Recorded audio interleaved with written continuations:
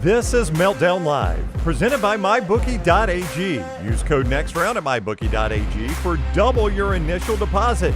You sign on to make a deposit, they double it with code NEXTROUND at MyBookie.ag. Bet anything, anytime, anywhere. MyBookie.ag.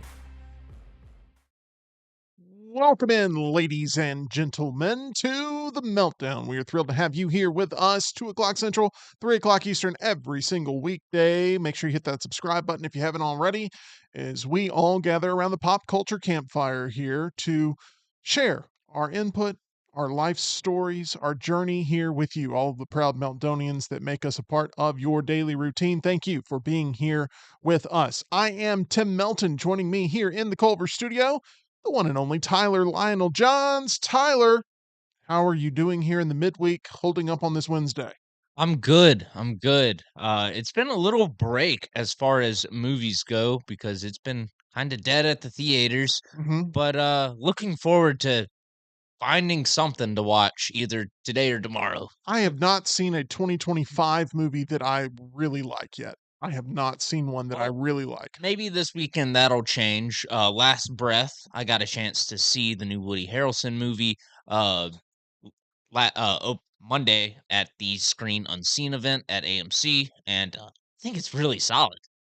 Well, good. I don't think anyone else is going to go see it. I mean, that's not you and your review keeping people away. It's just, I don't think a lot of people know about this movie. I don't think it's been marketed very well at all. It looks kind of like a streaming movie when you do get a chance to see the trailer, but the word of mouth on it is good from people who have seen it. Okay. I have no doubt. You gave it like 3.5 to 4 stars. Did you ever settle on where you were, whether you were towards the... Probably closer to 3.5 because it does hit some of those very familiar story beats we've seen in these sort of man beats all odds to survive kind of stories. But I think it's done very well, and I think the setting helps with that because there's no way you could pay me enough to go to do the job they do in this. I'm not going to the ocean floor to fix a pipe. Yeah, no thanks to that position right there. You've already got enough things to fix, including right here with the Meltdown every single day. And we appreciate all of those who have been with us all week long as we continue to broadcast to you. And we bring in one of the fan favorites here of the Meltdown, making a reappearance on the show. That is Spud here with us. Spud. Good afternoon. How are you? Good. The last time I saw Tyler, I think, was when there was a bomb scare out at the theater. That is correct. Right. I watched the review, and it turns out that my bridge partner was also in the theater at that time, or they were just leaving their movie, and they walked by, and there was a lot of police presence around, as Tyler remembers, and she said one of her party wanted to go down and see what was happening, and they were persuaded just to get the hell out of there. So that's what they did. But I'm glad you weren't implicated in any way in that. He wasn't. Me too. Me too, Spud. The good news is that not only did he survive that, but he went back in and finished the movie, which I feel like is a pretty big risk to take there. And he's scared of a little thing like plumbing on the ocean floor. I mean, walked right back into the face of the attack. Stare the beast in the eye. It's not like there's gonna be a second bomb. No, if they just didn't find the first one, it was. Right. I don't think Tyler understands how the threat thing works here of that. But anyway, we're happy that everyone is here and in one piece. Spud, I get asked a lot by proud Meltdonians everywhere. Is Triple Threat Trivia ever coming back? That's like the number one question I get. Triple Threat Trivia. Triple Threat Trivia. It's the number one question I ask as well. You also ask it very much. If I was to work towards restarting the Trivia League here on the Meltdown, would you be throwing your hat back in the ring to come in and compete for the highest level of championship? Either as a player or a co-host, in whichever way I could benefit the show. So I don't think Tim's gonna let you co-host, so I think your option is player or nothing. Play, I'm in. I'm all in. Okay. Pair of eights. You already came into the studio breaking things today, so I don't think. No, what did I break? You broke that guitar that's sitting right to your left. No, the guitar's fine. The string, however, did not make it through the tuning experience. So now what's left is, what do I use this string for? You could use it for dental floss, and I have a dentist that I would recommend to you, You actually. do? Yeah, in just a few moments, though. Okay. Alabama Dental Associates. I'm going to tell you more about those fine folks there at Alabama Dental on Grantsmill Road. During that, I'll try this and see if it fits. Yeah, you could And now, use it. Michael Strahan could use this. That is definitely true there. Hey, Spud, I know it's a tough time for you right now because EG is not in the country. She is not here in the United States of America, and I know that that breaks your heart. She's currently in Canada, skiing the slopes, the Canadian mountains there. What are you? What's your message to EG? I know she's tuning in on a regular basis. Well, I hope the hand warmers that I gave her as a going away gift are working fine. And if she happens to get to Vail, my shoulder is still up there. Bring it back. We'll God, see what we can do with it. So you know who invented snow skiing? no, I This did is not. not a well-known trivia fact. Orthopedists that they needed some work in the winter, so they got people to start trying to go down at breakneck speed on 2 pieces of sticks down an icy slope. Yeah, it makes sense, right, to do that for recreation. Big ortho, running things into the That's right. ground. Yes, that's exactly. And you fix knees and you fix ankles and shoulders and anything else, concussion protocol, whatever it is. Don't go near the trees. I think Sonny Bono would and Kennedy would tell you that. I, what is the appeal of skiing? Surviving Yeah, and I mean the I tried thrill and that the on rush. 280. I don't need to go Right. to Canada to take a chance on my life. I agree with you. I'm not someone who Tyler? I've never been skiing, but I would like to learn. I would go See, that's the difference. skiing, snowboarding, surfing, wakeboarding. I don't mind. Yeah, I'm not interested in all of that because it's my head will be dropping from 9 feet above the ground. It's like dropping a watermelon off of an office building. I'm not interested Well, in testing the laws of physics. well, if you go down the slope, there will be an avalanche. Mm. Oh, I see. And he's Well, not talking about the hockey team either. yeah, he is not. Let's talk a little bit about you as a competitor. We've talked about it in trivia. You play trivia all the time.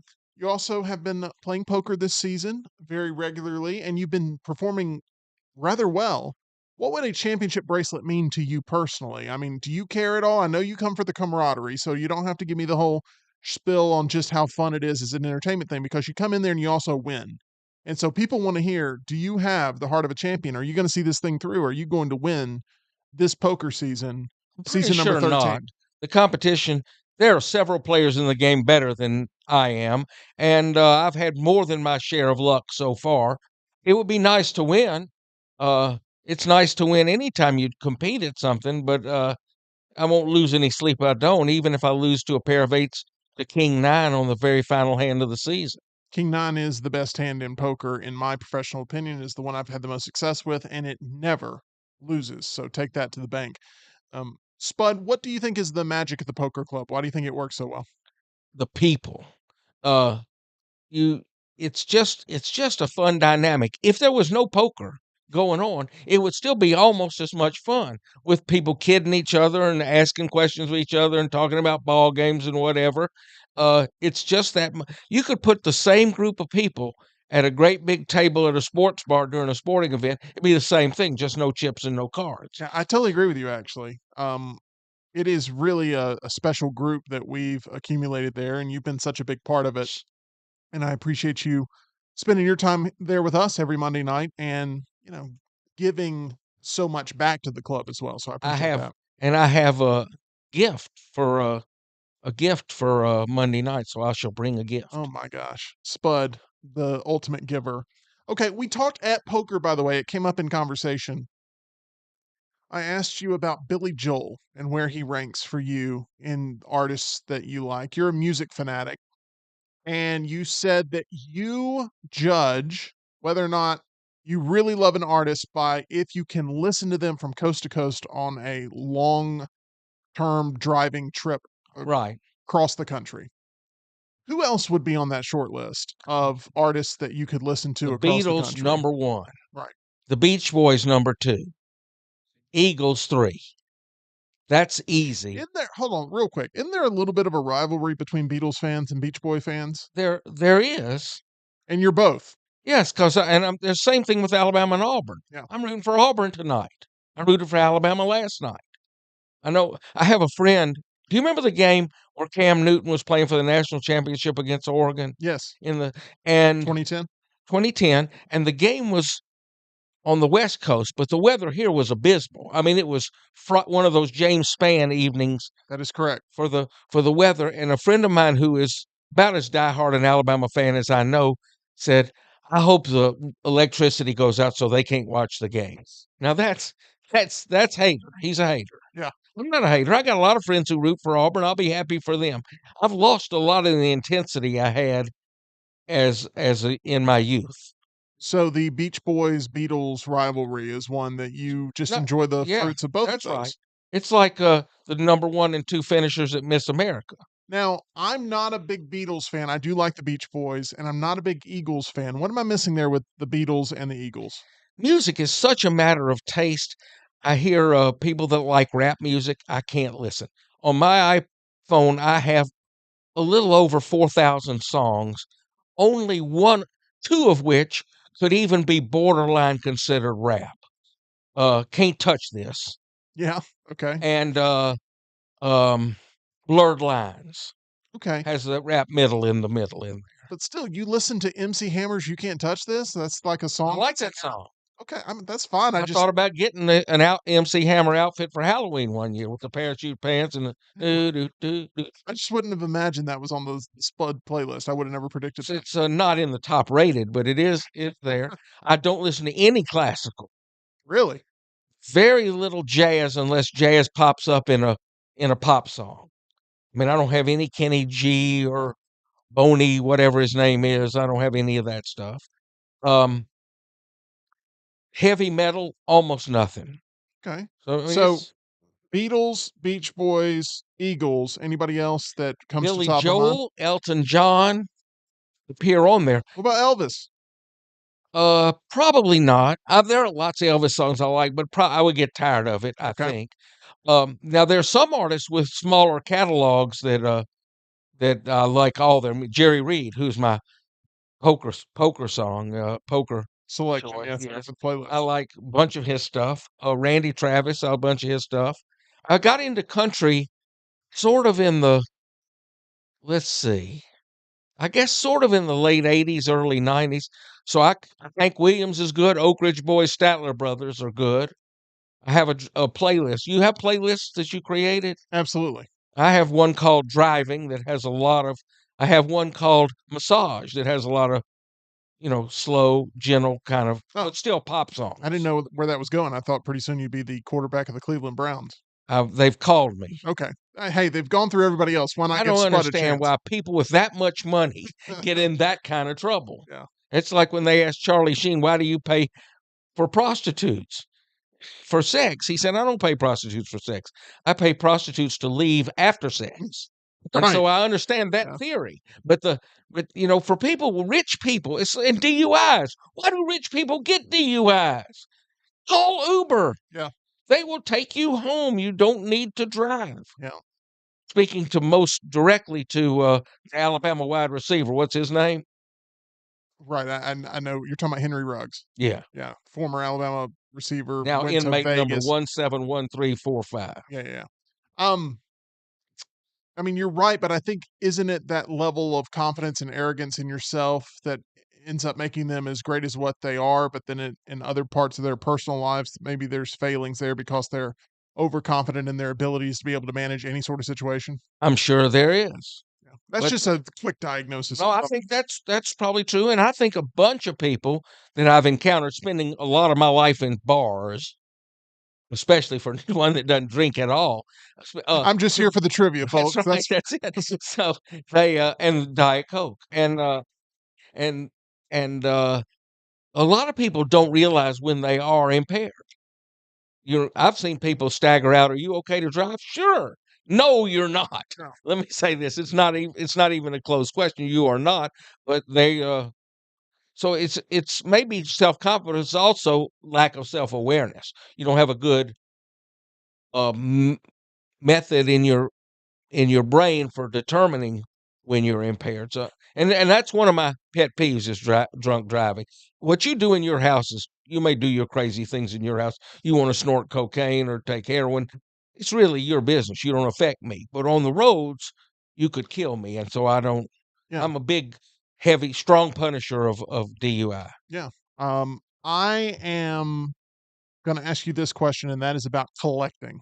Mhm. I've really gotten into collecting movies that I love on premium formats. I've gotten into collecting records. I have a record collection that has a couple of your entries as well plastered there on my shelf. What is your philosophy on collecting? I also collect playing cards and Funko Pops. I'm not expecting for you to know what a Funko Pop is unless you do. Is it edible? No, it's not. It's Okay. a figurine. Like that thing in front of Tyler right there, that's a Funko Pop. It's Okay. Got donkey. he's got Donkey there. Donkey. The not to be confused with Don Quixote. Have you ever collected anything? Yeah, and it nearly killed me. So I have the personality that I will get so obsessed if I try to collect anything that I steadfastly avoid anything like that. So you go from collecting to hoarding really quickly, is what you're saying. Well, it's not hoarding. I'll try to get everything there is. I mean, I'm not keeping stuff I don't want. I'm just trying to build bigger and better collection and be the best the So- collection. So okay, so it it's almost like exhausts me. it becomes so much of a focus and so much of a competition for you to get your hands on everything that's a part of that sort of genre that you know that that's a failing potentially that That's you fall right. into. But It's just like staying away from a hot stove. It's the are you same. willing to share what it was that you were collecting at I one had point? coins at one time. Uh, there's various things not of importance. I have 2 or 3 collectible items that are not in sets. I have a Bear Bryant, Coke bottle? no, I Pat think everybody's Dye, got some of those. Pat Dye and others autographed football. Oh, It Oh, could okay. be worth something. Uh, I had a great Leroy Neiman painting that I think I lost in one of the divorces. It's possible. Uh, so I have a couple of things that might have some value, but I stay away from that. My dad started collecting canes, walking canes, yeah. and he never admitted this, but I think he started that so when people said, "What can I give you for a gift?" he'd have some answer because he had everything he wanted, and he didn't have extravagant taste. He didn't. I mean, we never had anything that anybody would lust for or Yeah. be envious of. We had everything we wanted, and he started collecting canes, and so people from all over that felt like I've never done anything for Carl Friedman. Let's get him this unusual cane and this unusual cane. So they all came in, and then when Dad passed away, it got handed down to all the descendants and cousins and all the rest to have a memento. So it worked out well. I just watched a movie this past weekend that had 2 memorable Kane sequences in there, and that is Willy Wonka and the Chocolate Factory. When Grandpa Joe hops out of bed and he's saying, "Hand me my cane, Charlie," and then he starts doing his jig there. I don't know if you have a take on Grandpa Joe getting out of bed when Charlie gets the golden ticket, but that seems like the biggest, you know, miracle of modern medicine I've ever seen, you know? I mean, he's been bedridden for 20 years. And then Charlie gets a golden ticket and he starts doing, the MC Hammer dance around the house. What's going on there? You're talking about a movie I've never You've seen. never hold on. Hold on. What? You've never Are seen we Willy gonna do Wonka this and the every Chocolate Factory? time I come on But the that's like one of the pillars of Can you pan to this screen up here on the wall? Yeah, I've got it up This is a huge list. I'm guessing 75 to 100 movies written up here that Tim would like to ultimately acquire in the lucky Willy Wonka and the Chocolate Factory is not an elitist take to have. Everyone has seen Willy Wonka and the elitist. Chocolate There's a Factory. bunch of not elitist on this. Twins Yeah. is elitist. Yeah, I understand you're trying to go to these movies. I'm talking about this movie. Gene Wilder, who you're a big fan of. Yeah, oh, I've seen a few of his movies. But Willy Wonka and the Chocolate Factory, not one of them. Correct. We got to get you watching Willy Wonka. Let me tell you this: if you go down straight list of the consensus best movies of all time, Blazing Saddles is right there towards your top. toward my top, but it's not toward their top. Right. Toward their top is Shawshank Redemption, Correct. Citizen Kane, Correct.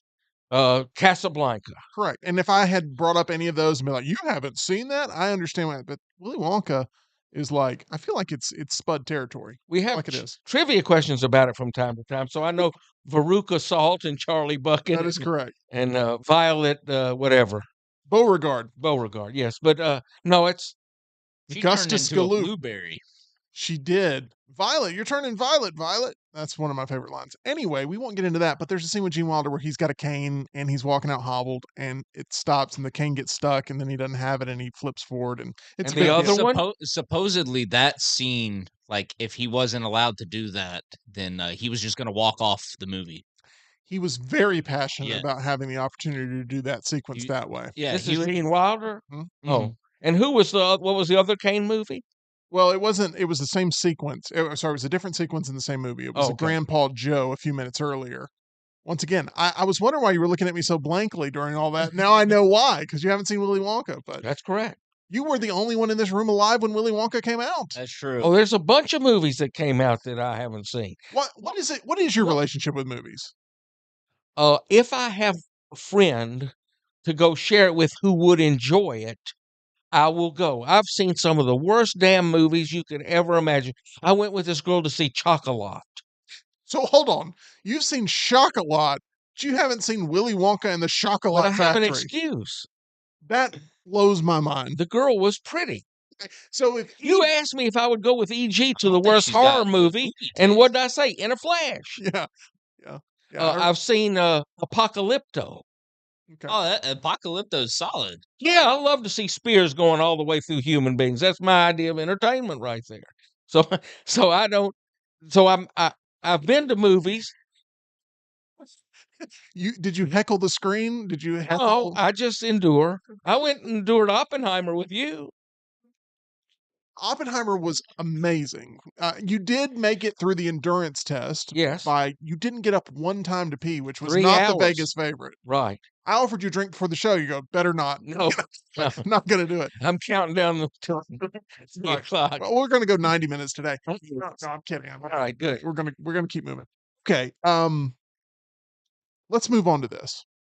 It's a thing I like to call a segment of physicality. I have something to show off to the class today, where we have been on a hunt building our collections. Tyler's been building his collection. I've been building my collection, and Tyler has been building his Criterion collection. And I now can officially say I'm part of the club. You No. got the bug. You got the bug. I got Broadcast News, I knew Criterion I've Collection seen that. edition of Broadcast News. You've seen this movie? Wait a minute. That's the guy who sweats Yes. on TV and the broken down old reporter and Melanie Griffith. Not No. Melanie Griffith. Who's the girl? Melanie Griffith was supposed to be in this. It ended up being Holly Hunter. Holly Hunter's in this as the lead.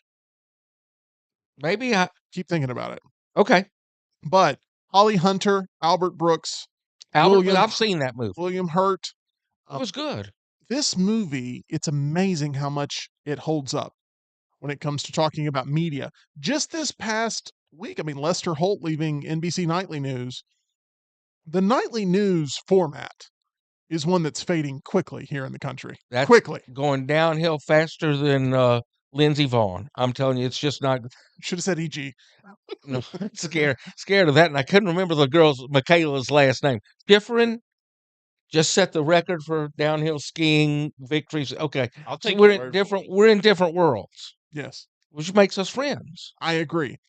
Broadcast News, 1987. It was nominated for 7 Academy Awards, ended up winning 0 Academy Awards, which I believe, if we look back in hindsight, was an injustice. This is a very solid movie. It took 4 years to make this movie. Lots of research done, shadowing reporters in New York and DC.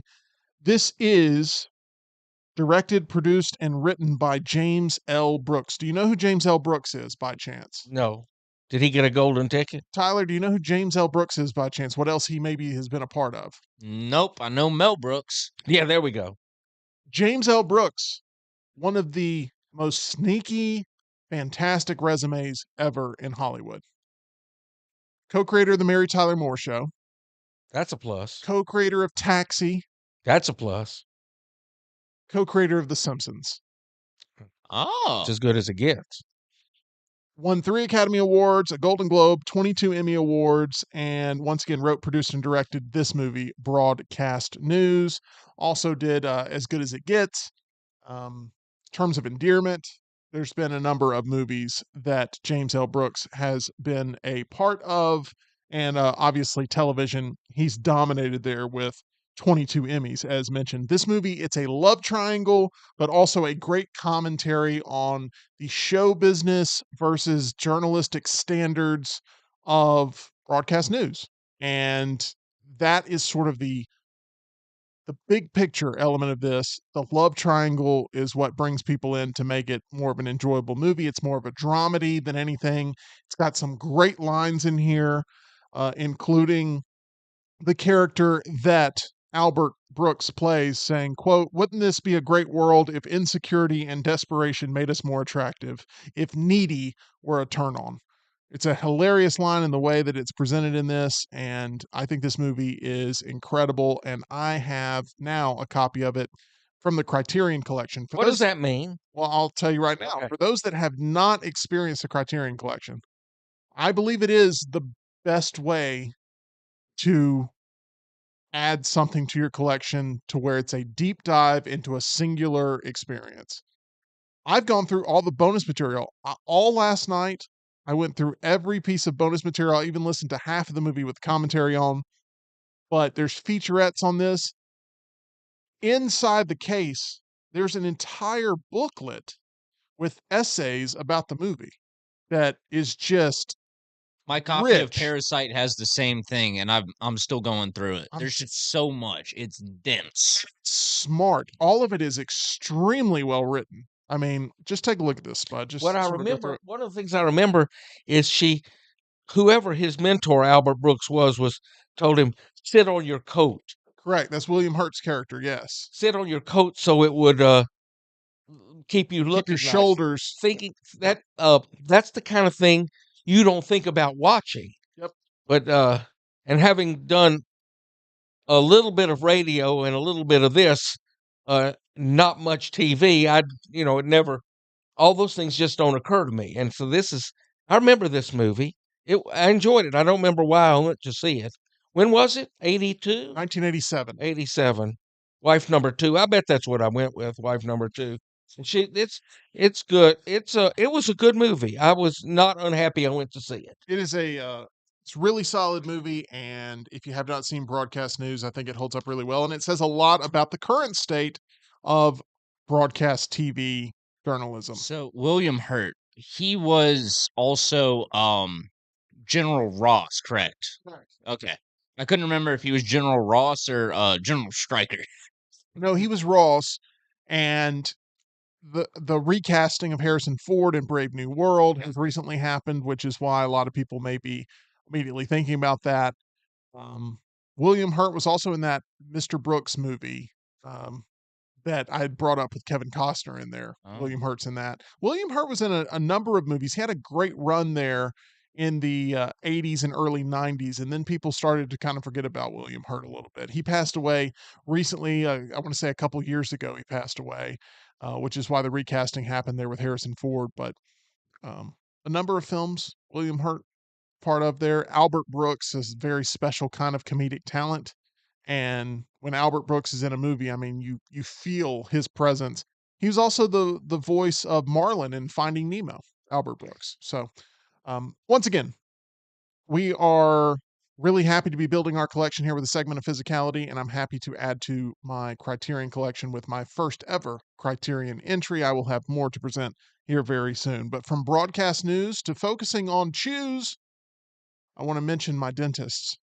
That's Alabama Dental Associates, as Spud's getting out in his dental floss over there, his guitar string. Oh my gosh, don't break the enamel off of your tooth. No, I or wouldn't. But anything. if I did, You could go to Alabama Dental Associates. Thank you, Spud, located on Grants Mill Road. That's Dr. Jeff, Dr. Brian, and Dr. Nolan. By the way, Dr. Brian, a part of our poker group. What do you think of Dr. Brian? You like Dr. Brian? he's an aggressive player and he's quite good at the game. He is. He's a fearsome opponent. He is, and he's even a better dentist than poker player. Head on over to Alabama Dental Associates. See him for yourself. If you're new in town, need to make sure you have a dentist on standby. Reach out and try Alabama Dental Associates for yourself. Accepting new patients now. It can help you feel at ease about all of your upcoming dental procedures. For more information or to make an appointment, call them 205-956-8977 or visit alabamadental.com where they look forward to seeing you. All right, Spud, Yes, a lasting franchise. We're talking about long-running film franchises. I don't think it gets much more long-running than that of James Bond. correct. Probably most tied to the 60s for a decade. That's fair, right? Yes. I mean, the character has spanned multiple decades, but probably immediately associated with the 1960s. Were you ever a James Bond fan? Did you ever like No. James? No. Now Okay. I don't think I have seen but one James Bond movie from in a theater. And I don't think I've seen any on reruns front to back. Okay. Well, I've that seen should be great odds because and ends. James Bond, our main topic today. So this is going That's to be good. wonderful. Just, but I saw a trivia question this morning, just came up. Which actor has played James Bond more than any other? Would it be Roger Moore? It would. Okay. And I guessed wrong. I guessed Sean Connery. So Yeah. I guess Roger Moore had a longer tenure than I had thought. Yeah. I think that I'm happy I nailed that question. That makes me feel good because if I had missed that, I would have felt really bad the rest of the day. So I can walk out of Yeah, here with that's surprise. right. You ever have one of those questions in trivia where you miss it and you like, I can't believe I missed that, and it Oh just yeah, drives and you playing insane the bridge rest of all the the day? time. I screwed up one hand Yeah. yesterday, and it didn't. I didn't. I'm still not over it. It's just I don't tolerate failure very well. That's another problem of mine. I hear you. I hear you. I I always wasn't learn upset with something. pair of eights because I was a 53% favorite to That's win correct. that hand. But That's correct. it's, I was a favorite to win my hand, and then you said, "Well, not if you add up all the percentages of the other hands." And I'm like, that doesn't make sense. that's true. You were a favorite, just not the odds-on favorite.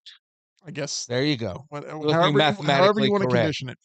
Let's talk about who the odds-on favorite may be to direct the next James Bond, because from the minute, Tyler, from the minute Amazon announced they were taking over creative control by basically handing out a big lump sum to the Broccoli's and saying, "We're going to take it from here, thanks." My mind started racing to, can they secure Christopher Nolan? And I did that on air. I feel like I was one of the very first in the entire country to be like, okay, it's time to secure Nolan next. You get the franchise first, you get Nolan next, then he can cast whatever Bond he feels like works for his vision. You have to have a director, in my professional opinion, before you get the next Bond. You have to figure out what direction they're going to go. You have to get a screenwriter, a director. You have to have these people working to make sure that it's going to work for the arc of the character. Now, with that being said, there's a report put out by Variety today about Christopher Nolan and his relationship with the Bond franchise, saying there's a lot here, but I'm going to try to get through as much of it as possible. They say some believe Barbara Broccoli was too cautious and exerted outsized control to the detriment of Bond. Sources say Christopher Nolan expressed interest in directing a Bond movie following the release of Tenet, but Broccoli made clear that no director would ever have final cut while Bond was under her purview. Nolan, as I've said, that sort of commands control of his projects, is a final cut director. He ended up making Oppenheimer, as Spud mentioned, a film that grossed nearly $1 billion at the global box office and won Best Picture at the Oscars. Decades earlier, Steven Spielberg wanted to make a Bond movie following Close Encounters of the Third Kind, but he was blocked by Broccoli's father, the late Albert Cubby Broccoli, because he was too inexperienced. So, the Bond franchise has a history of pushing away top tier directorial talent. Amazon now has control of the Bond franchise. Do you think, Tyler, that we're going to get to a situation where Amazon's going to be able to back up the Brinks truck and bring in Christopher Nolan and pair him with his Bond franchise to potentially produce maybe not even one movie, maybe a trilogy of movies or something like what we saw with The Dark Knight, but with Bond as the central figure? I don't think it's a question of money because, the brothers Warner tried to back up the Brinks truck, and he just cashed the check and said, "I'm good. I'll just take your money and not do any work for you. No, thank you. I don't want to work with you again." So what Amazon really needs isn't money, but somebody like an inside man, someone to really sweeten the pot for Nolan, be like, hey, everything's gonna be good over here. And I seem to remember a show coming out where the credits included Christopher Nolan's brother. Jonathan Nolan. Yeah, sure did. Fallout, I believe. Wow, good job, Tyler. Yeah, that's a connective dot So there. I don't think it's a money issue. I think if Jonathan has had a good experience over at Amazon, he could convince Christopher to pop on over for the Bond flick. You want to hear what I would love? Both of them working together on this Bond project. I think that makes sense. You got both of them looking out for each other's interests. Wow. That would be awesome. You know, Christopher Nolan has a team that he very much cherishes working with, and his next movie will be a Universal picture. I mean, he has signed the deal, it's in Yes. ink, but after that, once again, he goes from film to film, contract to contract. He's basically a free agent as soon as his Universal deal is done. And that movie is going to be huge. The cast surrounding that one, Tom Holland, Zendaya, Matt Damon. I mean, almost there's that cast. I've never seen a more stacked cast. What movie is The that? Odyssey. Yeah, it's a take Yeah. on the Odyssey. So it's going to be that's going to be an event. But after that, you know, he may be thinking to himself, like, you know, I want to go back to sort of my passion that I've had since I was a young tot watching all these James Bond movies. He's always wanted to do a Bond movie. He's never had the creative control opportunity to be able to do that.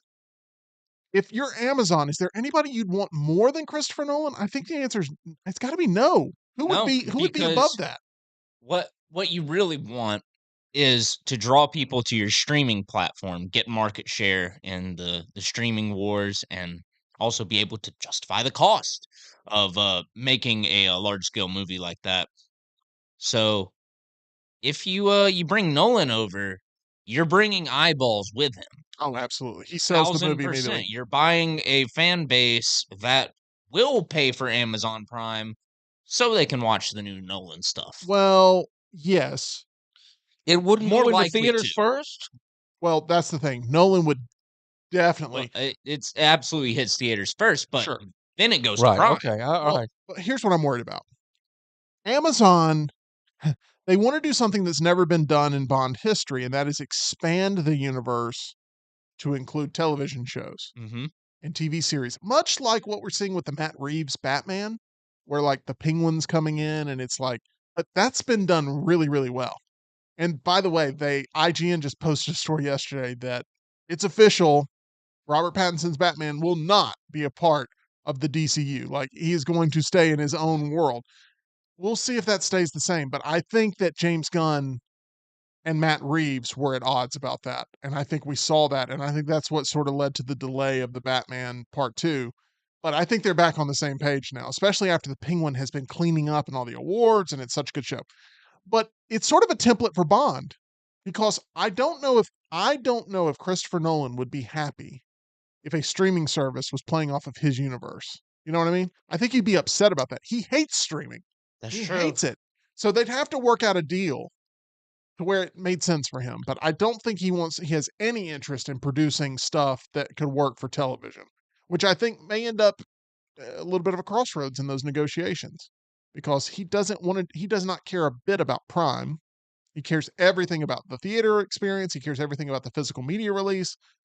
He cares everything about having full control of the release of a film. And if Amazon's willing to do that deal, I think they will benefit in the long term, but short term, they're going to have to, take a back seat and pay up. If he And- gets it, who do you think he would like to cast as James Bond? Oh, that's a great question, Spud. That's the billion-dollar question there because it's a very important casting. I'm sure he wishes Cillian Murphy was 20 years younger because he would probably pick Cillian Murphy because I mean, if Cillian Murphy was 20 years younger, I'd sign the page. Yeah, he would Yep. he Go would ahead, love cash it. that. Take to the bank. But I think What's the age range you'll be looking at? it'll be anywhere. I think it'll be around between 30 and 40 years old. I Okay. think they'll go more younger because they're trying to find an actor that they can get a decade out of playing one role at least. And being in 30s, mid 30s gives you that.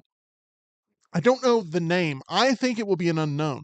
I really do think if I could take the biggest stars that are on the prop list, or I could take a complete unknown, I would take the unknown as being the front runner. The field of unknowns. The next Bond will be one that maybe comes out of nowhere, that maybe has some stage experience, or definitely has acting experience, but isn't commercially known right now as being a major player.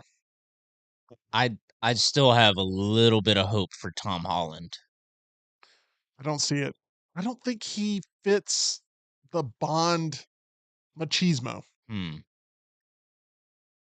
If you could take someone other than Killian in that age range, who would you pick? If I could take an older actor to play James Yes. Bond, I really like the idea of Theo James. I do. I didn't love The Monkey, but I thought Theo James was very strong in The Monkey. And he was in The Gentleman for Netflix here recently. I like Theo James. I like the idea of Theo James. I would look at him. But that would be my choice there. I will say, I want to ask you about this, Spud. So, Peter Newman, the head of the MBA MFA graduate dual degree program at NYU's Tisch School of the Arts, said, quote, "There's something so special and unique about Bond, and you can't just strip him of the things that make him so debonair and cram 5 projects into production right now and not totally destroy everything about the property. And if you make Bond more politically correct, you're going to have a lot of pushback." There's one character that is very, very protected culturally by its fan base, and that's James Bond. Yes. They do not like almost anything out of character. Daniel Craig, when he was cast as James Bond back in the mid 2000s, they hated the fact that he was blonde. All the tabloids ran with it, all the newspapers ran with it, and it made his life a living hell. If you get a chance to watch the documentary Becoming James Bond, which is about Daniel Craig taking on the role, it's incredible. I think it's on Apple. Really good to watch that. But he went through absolute hell just because he had blonde hair. Bond fans don't want almost anything outside of the parameters of what the character has been for decades. What's your opinion on how much culturally, obviously things have changed a lot culturally in our country, but worldwide, the protection of things that maybe are sacred to a very specific fan base that they never want to see change, never want to see progress, they want to see staying within that box. What's your take on that? Because we brought up Blazing Saddles, and Blazing Saddles is a movie that would never get made today. Couldn't. And culturally, we're at a different place, not only with people that are producing the films, but people who are absorbing the films as well. What do you make of the whole keeping Bond within those parameters argument? If I were in charge, I would try to do that. I wouldn't worry much about political correctness. I would try not to do anything insulting. And I know you have to pay attention to China and India when you're trying to make money because you're going to sell over there. So you can't say anything that's going to be particularly offensive. Bond is not particularly offensive. He is a lovable, disgusting chauvinist. And that's okay because that's what he is. It's not like you're not putting it out there saying this is what I think all men should be, or this is even good behavior. You could be a bad guy in some ways. I would try to stick to it as much as I could. Now, I don't care whether he has a British accent or not.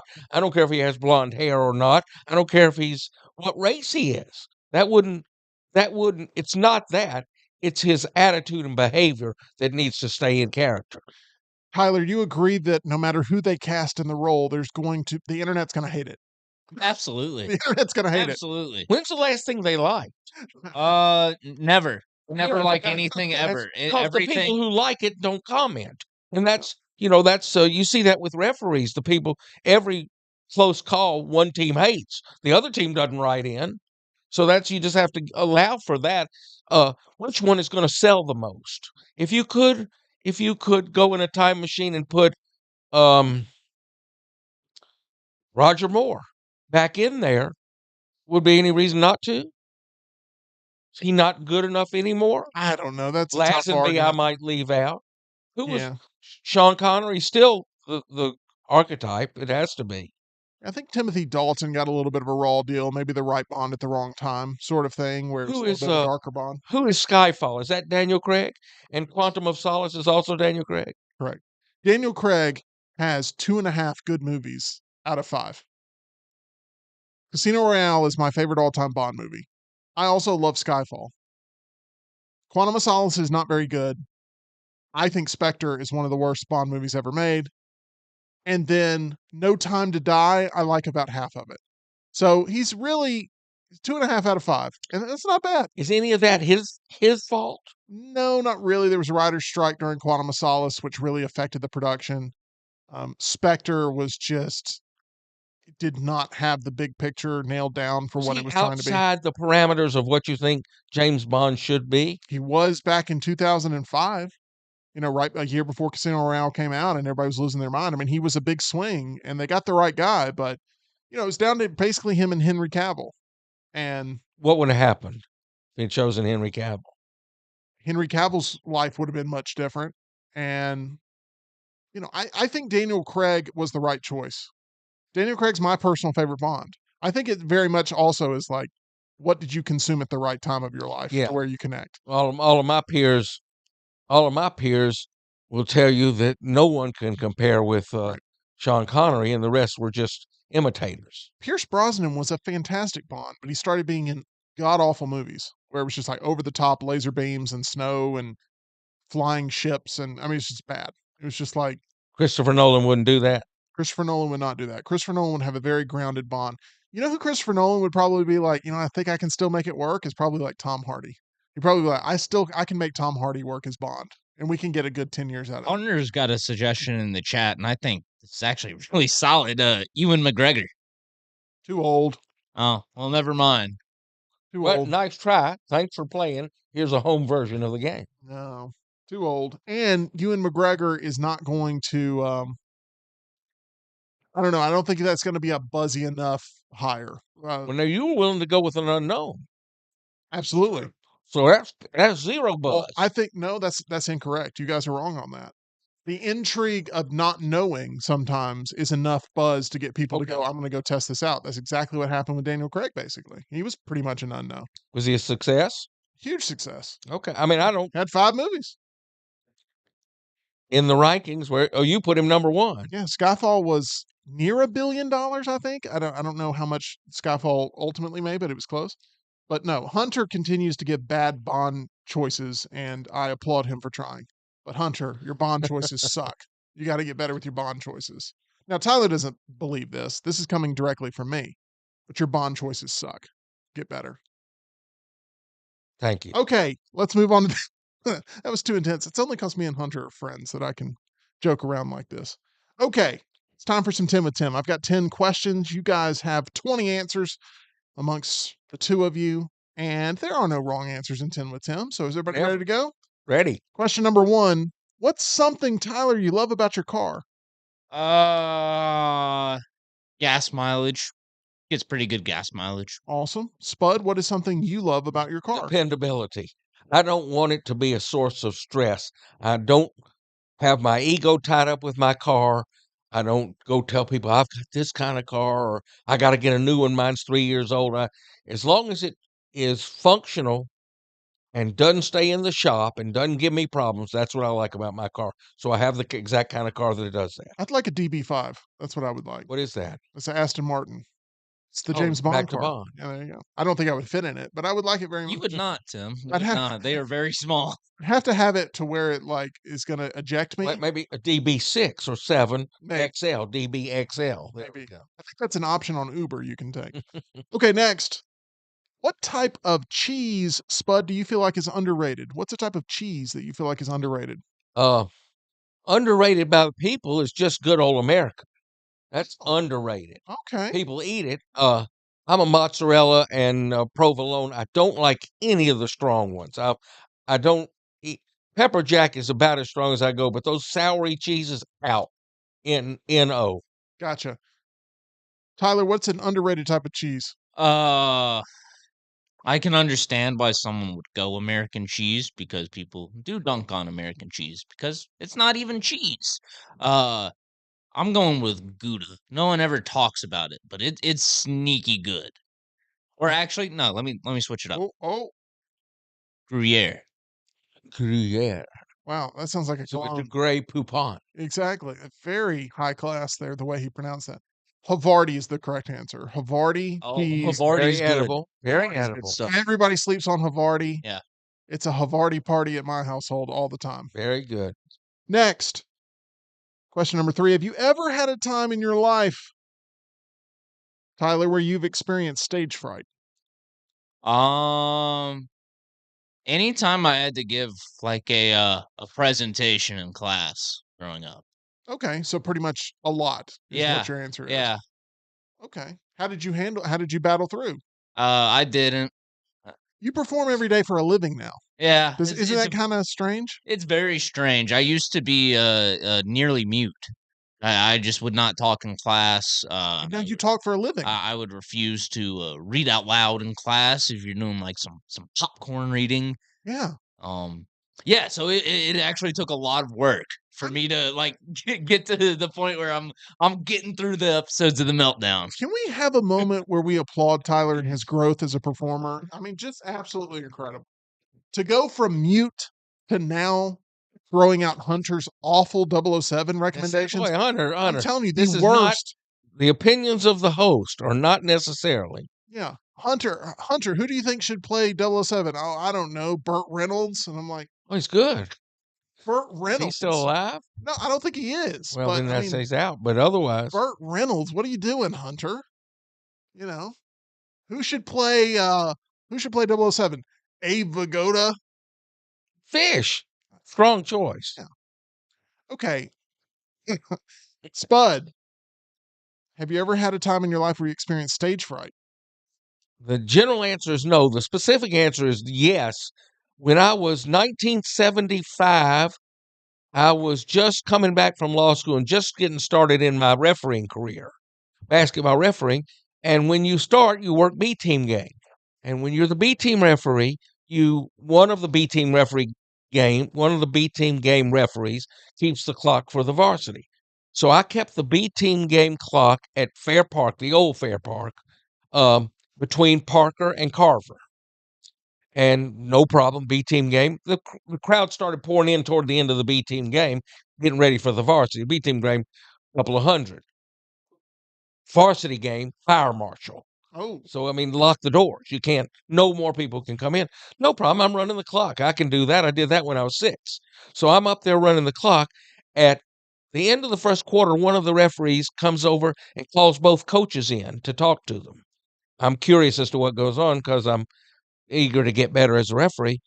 And they both look up at me. And then the referee walks up to me and says, I'm beginning to get flu symptoms here and I cannot run anymore. I need you to work the rest of this game.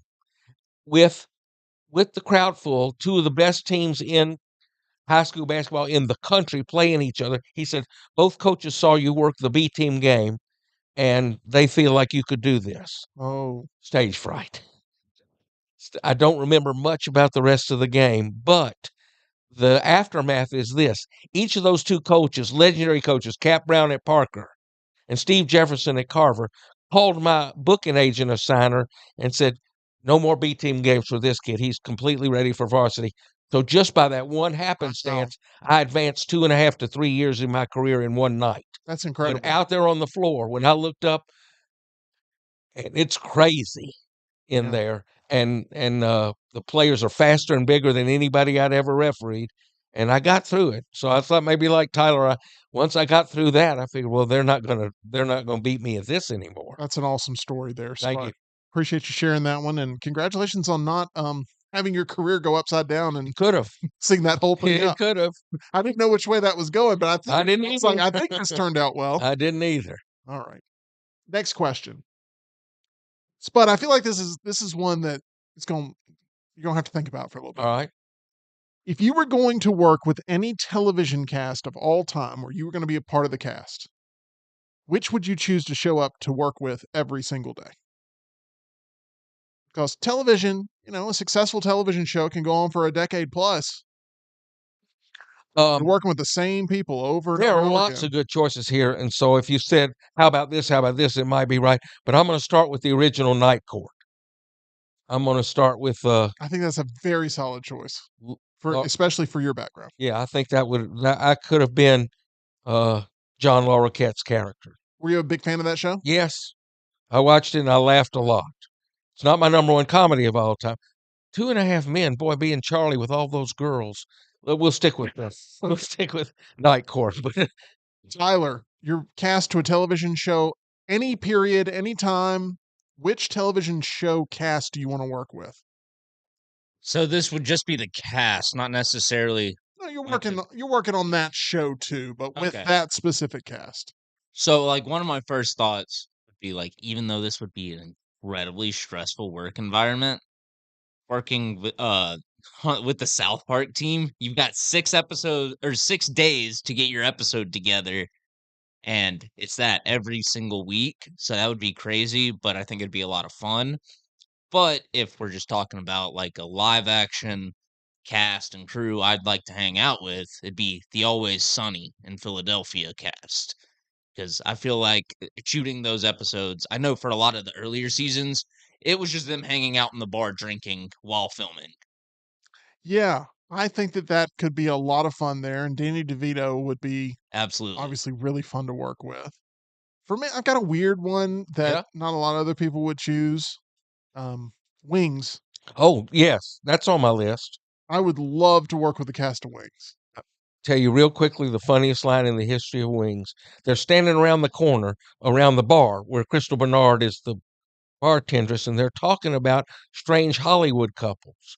And one of them, right when Lowell walks in, Lowell's the stupid mechanic, Thomas Hayden Church. and he says, and one of them says, "What about Lyle Lovett and Julia Roberts?" And Lowell says, "Yeah, what did he see in her?" Killed me. It's not when you're watching the TV No. at home alone, you don't generally laugh out loud, but I had that exact same That's reaction you funny. just had. That's I very, very like funny. that show. Underrated, way underrated. So Tony Shalhoub. Tony Yeah, he Shalhoub in he there. was a taxi driver that dealt the set in an airport terminal. Yeah. Set in an airport terminal. Tony Shalhoub is before he became Monk, he was a taxi driver on that show and an essential character to the show. Frasier was on that show as well. I didn't know they that. did it. They did. Did they do a crossover? It was a crossover, but I'm not sure in what capacity. Meaning, like I don't know where the Frasier character was at the time he appeared on the show, but they had Dr. Frasier Crane on there, and they did a whole episode with Frasier. But I'm not sure if it was promoted as a crossover or if it just happened that they used Or- certain characters on certain Okay. shows. I don't know the story behind it, but I just remember Sometimes they'll Frasier do that Crane. as like a what do they call it? A backdoor pilot. Like Yeah. to soft launch a new show. It may have been that. It may have been, maybe he was coming off of Cheers, but they hadn't launched Frasier yet, Oh, that would make sense. potentially. So I don't know for sure, but that feels right. All right, next question here. What's a trait, Tyler, that could be shown by another person on a first date that would immediately put you off? What is something that you're on a first date with somebody, they do this, and you're like, oh, that's not a good sign. Ooh. I'm gonna go if say we're at a restaurant. If they're mean to the wait staff. I'm with you. I think that's Is like one of the top Yeah. answers Yeah, across the board, male and female. That It's would like do it. if you're gonna show this person that you don't know, you've just met, and that you are also expecting a service from, that level of disrespect, what kind of disrespect do you show your loved ones? I'm with you. That's a great answer. I think that's a Family Feud top answer if I had to guess. yeah. What would be yours, Spud? You're on a first date with somebody and you're like, what is going on here? What is Stupidity. okay? Stupidity would do.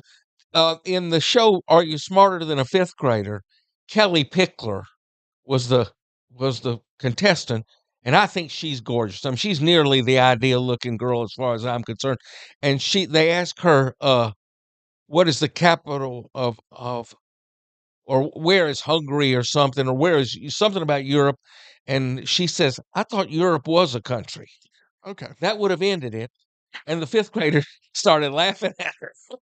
So I like that show. Yeah, so stupidity would do it. If on 2.5 Men there's a girl named Candy who's equally stupid. So if I could set it up where Kelly Pickler was your Triple Threat Trivia tag team partner, would you take on that challenge? In a flash. Okay. I Good to can know. overlook. Look. I'm going to the worst horror movie of all time with E.G. There are certain things Yeah. you can overlook. Only problem is EG's not going to that. I know, because- and Kelly Pickler's not Yeah. coming down here to play Triple Threat Trivia. I'm working but I'll on it. ask her. I've just started working on it. Give me some time. Good. Spud, what is the time of day where you feel the most relaxed? Midnight. I'm lying in bed looking at some YouTube videos to end the evening, and I can just feel myself. All the stress is gone, all the worries are gone, everything's up for tomorrow is done. I'm at midnight. Love it. Love the answer. Love the confidence. Lyle, love it. My question I to love you, Tyler, what time of day do you feel the most relaxed? I am Never. yeah, I mean, we're looking for a real answer. But I'm also gonna go late at night. It's that moment when I've sent off live reads for TNR, I've finished up trash for the next day, and I'm just going through everything. I'm like, yep, I'm done with everything. And then I sit down on the couch and it just feels so comfy. Fade into the darkness. There's a great feeling in life of checking everything off your checklist. Oh, man. That's I got a lot done this weekend and a lot done that I've been meaning to get done. And it felt so good when I was through with it. I mean, it made me feel I like a got new two person. things just annoying me right on my desktop now, and I'm having a hard time making myself do it. Okay. Well, if you need to carve out that time Monday night around, I don't know, 8 to midnight, you go As ahead and long do as I that. send my money and let Please, you please. blind me off. Yeah, I got it. All right. Next question. Spud, have you ever gotten a parking ticket? I'd be shocked if the answer was no. Yes, but the best story about one is I got one from parking downtown near the pickleball courts and the dog park in the middle of downtown, and the thing didn't have any instructions or anything, and I was only there a few minutes because it started raining, and I left, and they sent me a thing, and I said I'm not paying this, and then they wiped it off. But I'm pretty obedient. So that's all? You just said, I'm not paying this. And they said, okay, well, Well, sorry about that. they checked their records and saw I was in and out in just a few minutes, so I Oh, really okay. didn't use up their parking space. They were pretty reasonable. They didn't have to be, No. but they No, would have didn't. had to, come collect too. So We were working a charity event for my former radio station, and I got Mhm. towed from there because the kiosk was not working where the parking oh, was. that's then And those people getting then towed downtown. Andrea Lindenberg, our friend Andrea, Yes. also got towed that night. No. Yeah. It was bad. Multiple people got towed because the equipment wasn't Did you end working. up having to? Oh, yeah. Under the bridge, paying the money, feeling like I was Oh, doing something illegal. It was bad. that's a blood boil for me. Saber actually helped me. He's the one that drove me to go get my car because he noticed that I was just wandering the streets and swung by and picked me up. Thankfully, I fit in his car. Tyler, have you ever gotten a parking ticket? Yes, when I lived in Auburn, specifically on campus, got them a good bit because Auburn is very stingy with their parking passes. And so my designated spot was this is not an exaggeration, 2 miles from my dorm. So How does that work? That's a good well, I'll question tell there. you, anytime I want to go to the grocery store, I either take a bus or walk 2 miles to the car. And then coming back from the store, I would have to park in front of my dorm building, quickly unload all my groceries. I was on the 3rd floor of my dorm building as well. Um, and there was no elevator. No wonder you're so stressed. And so throw everything back up into my dorm, run down to my car, drive to the overflow lot that my designated spot was in, and then either catch a bus or hike the 2 miles back. Tyler, that is a broken system, my friend. Yes. Yes. Yes, No wonder it is. No wonder you're an Alabama fan. I mean, that's just, I'd be yelling "Roll Tide" every single But, time I was carrying a that grocery. spot may be very coveted tonight before the Ole Miss Auburn game. Oh, A probably friend of will mine be. just paid Yeah. $40 for parking pass and $2.95 for each of 2 tickets. I don't understand this whole paying crazy amounts to go to sporting events thing. When you have access to watch them from the comfort of your own home and get the best view in the whole You're situation. singing to the choir. I saw some vagrant down here on the steps waiting for TK to come pick him up and take him to Auburn tonight. Oh my God. He was waiting for a while, so long that he started talking to me. I got it. We're talking about Jim Dunaway. Yes. Okay. Yeah, just in case anyone. Yeah, not a real vagrant. But overall moral of the story is, I got the ticket for being in front of my dorm building, leaving my hazards on to unload my groceries. Oh, that's terrible. So I raised Cain up at the student services. Successfully? It didn't pay it. Good for you. I'm not So y'all paying both it. got out of the parking tickets. That's a great story. I love Mm. when the little man wins. And by that I don't mean like I you hear you. physically I hear Spud, you, Yeah, Mr. thanks. 6'9". I got you. And Tyler, I don't mean that physically. I'm not talking about y'all's stature. I'm talking about like, you know, We can't catch a break. We'll start our own show. Yeah. I The think Melt Up. I think Tyler should be the next James Bond. That's my choice. It'd be good. Yeah. It That'd would be great. good. Think you could pull it off? You take the salary, right? I do like the salary, and I do like martinis. Okay, there we go. Shaken. Yeah, not stirred. There you The go. only problem is his Bond girl in the movie is rude to the waitstaff, and he has to make. It's a big moral dilemma there at that What point. do you think EG could be a I mean, Bond Sean girl? Connery had a. Could EG be a Bond girl? You know, maybe. I mean, How she's about already EG and Taylor? Two Bond girls. okay. With Tyler as James Bond. More like after you harass them, you'll be bonded out of jail. More like That's that. Exactly. I'm worried about that. Okay, next question. Name a side character in a movie, Tyler, that arguably steals the show. I'm sorry, what was that? Name a side character in a movie. You were thinking about Spud being behind bars. Name a side character in a movie that arguably steals the show. Side character in a movie that arguably steals the show. Movie we both we covered last year, A Real Pain. Kieran Culkin Absolutely steals the show there. Well, it's by design, though. Yes. Yeah, that's completely fair. Another strong candidate would have been the Funko Pop in front of you, potentially. Oh Eddie yeah, Murphy as Donkey. I mean, stealing the show a little bit. Who's a side character in a movie, Spud, that you feel like arguably steals the show? Anybody jump to mind? Closest I can come, and more thought might get a better answer, is John Candy in what's the Mel Brooks movie with Cleavon with Richard Pryor and Gene Wilder were at the rodeo.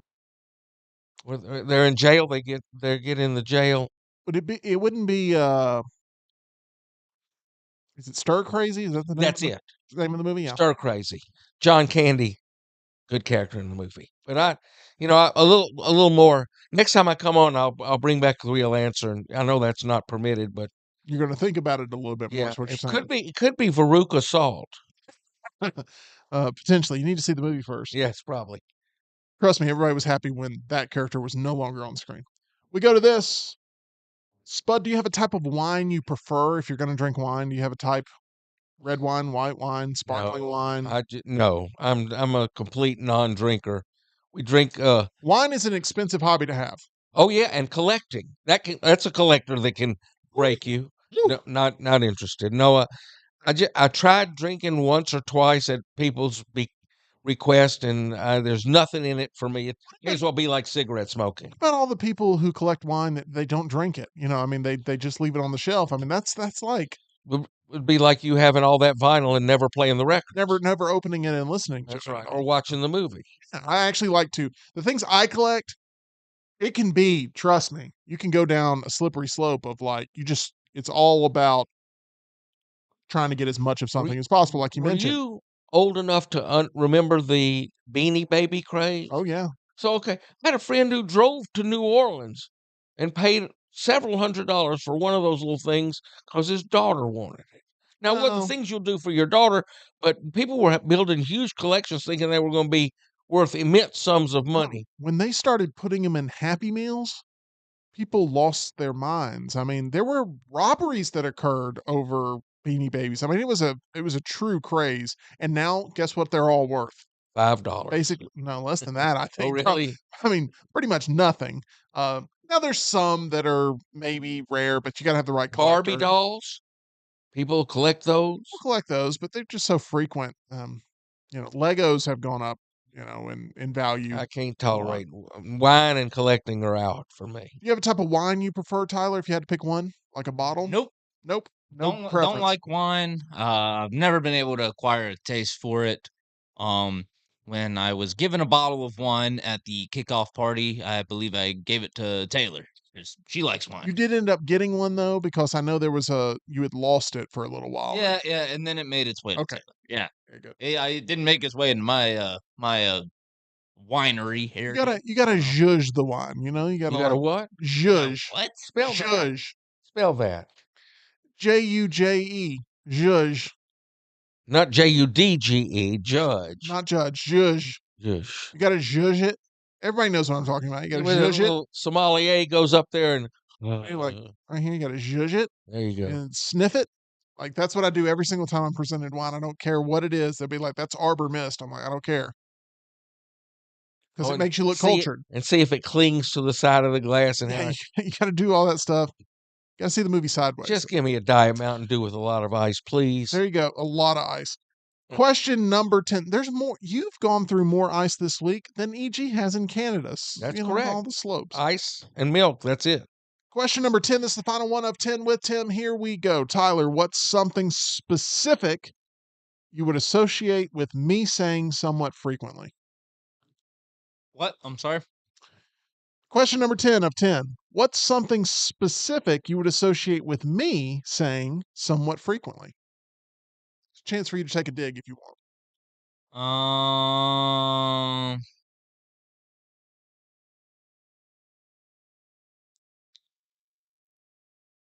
You want to pass? Yeah, I'll pass. Going to Spud. Spud. The king is back, There's the baby. big one. That was probably the top answer. That's probably the one answer. But I didn't get a chance to yell at a lot on Monday night. Yes, correct. Trying to be calm. You yelled it I was against close. me. I was close. I hit an ace or a queen, and I'm yelling that for sure. Oh, I know. Yeah. We were bracing. Tyler, anything?